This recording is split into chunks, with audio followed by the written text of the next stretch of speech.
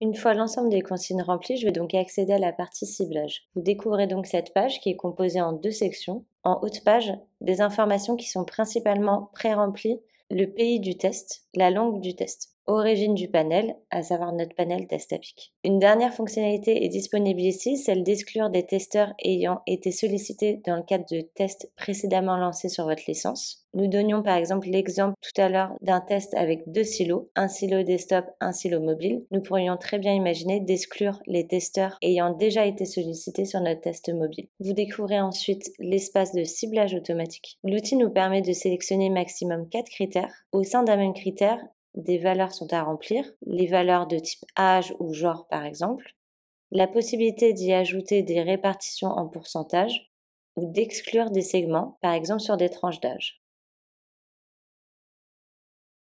Prenons un exemple. Dans mon exemple de ciblage, les testeurs qui réaliseront mon test n'auront pas entre 30 et 40 ans. Le genre des testeurs sera réparti équitablement entre hommes et femmes. En plus de cela, ils auront une fréquence d'achat en ligne particulière et pour finir, ils seront soit mariés, soit pacsés. Attention, la répartition en pourcentage des sous-critères permet de répartir les affectations au test. Cependant, cette répartition prédéfinie dépendra toujours de la réactivité des testeurs. Si vous avez besoin d'une répartition stricte de votre cible, nous vous conseillons de créer 2 silos de tests distincts. Pas d'inquiétude, les déséquilibres réellement notables restent occasionnels.